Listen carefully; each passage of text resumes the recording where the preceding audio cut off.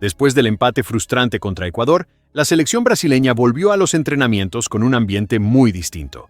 Nada de sonrisas, bromas o clima relajado. El entorno se volvió más serio, más cerrado, y en los bastidores ya se habla de que la exigencia subió de nivel.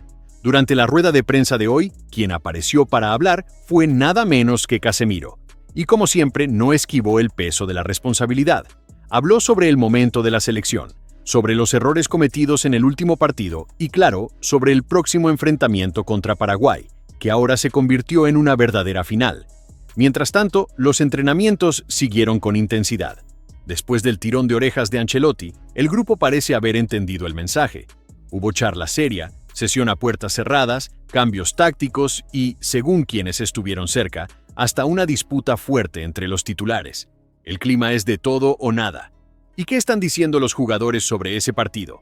Quédate hasta el final porque algunas declaraciones llamaron mucho la atención, especialmente una que encendió la alarma general. Lo vas a entender todo ahora. La rueda de prensa apenas comenzaba y la primera pregunta ya fue al grano. Casemiro, ¿cómo fue lidiar con este tiempo lejos de la selección? El volante respiró hondo, acomodó el micrófono y respondió con la frialdad de alguien que ya vivió de todo en el fútbol. Dijo que fue difícil quedarse fuera, que extrañó el ambiente, al grupo, y que incluso lejos nunca dejó de sentirse parte de la selección.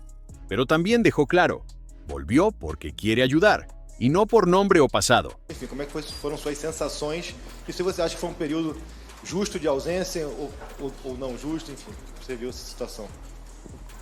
Bom, primeiro, se tratando de seleção brasileira e a partir do momento quando você fica de fora, claro que se fica triste, porque eu imagino que seja o propósito de todos os jogadores, de todos os países e principalmente de seleção brasileira, chegar à seleção brasileira, principalmente quando está há muito tempo e quando você fica de fora, mas é decisões, né?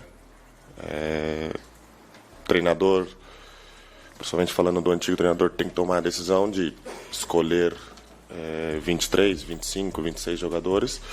Infelizmente não estava no plano, mas nunca deixei de trabalhar, nunca deixei de fazer as coisas bem, tentar voltar à seleção brasileira, que esse é o grande propósito de todos os jogadores do mundo.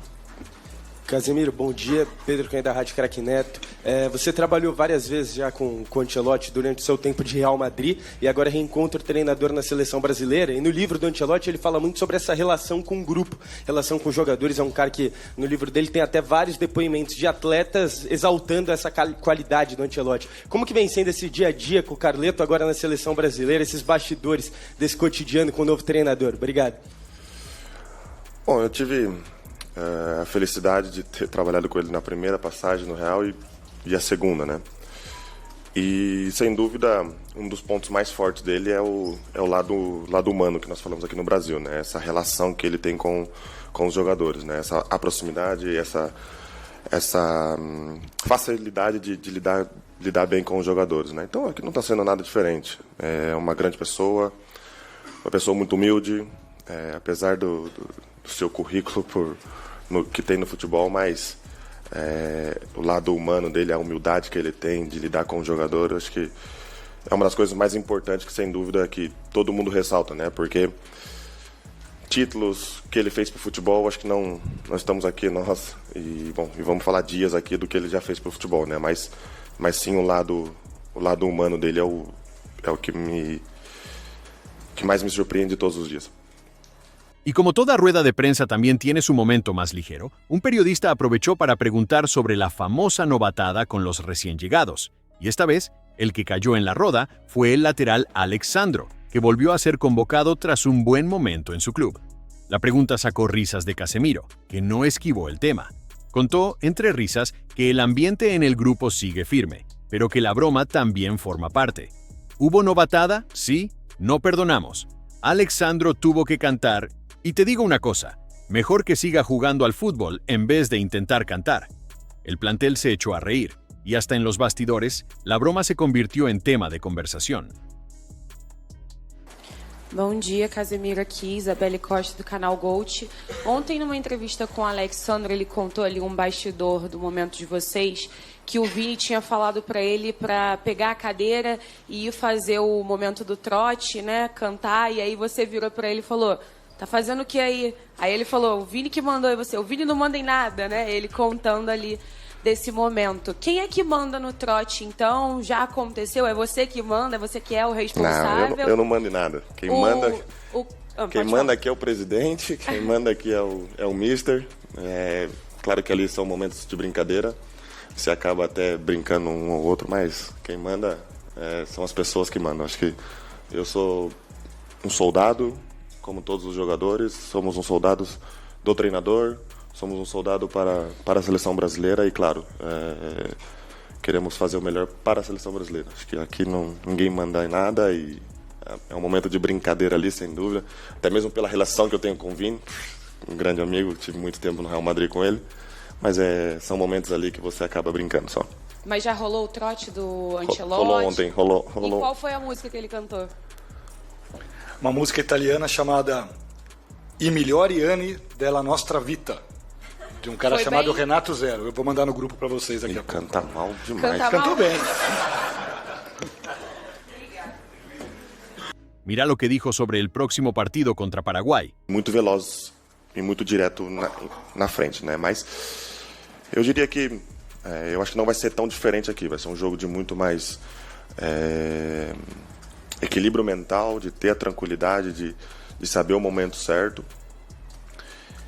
E sem dúvida, ao lado da torcida, a gente sabe que o Brasil, a partir do Brasil pensar em defender, em questão de jogar defensivamente, o Brasil não vai saber jogar. A característica do Brasil é ofensivo. Mas a gente sabe que tem que melhorar e não adianta eu vir aqui falar que nós estamos num grande momento. Nós estamos num grande momento, que nós não estamos. Nós temos que melhorar. Se tratando de seleção brasileira, sempre tem que estar no mais alto possível, sempre tem que estar pensando em fazer as coisas bem, pensando em vencer, claro, com muito respeito à equipe adversária.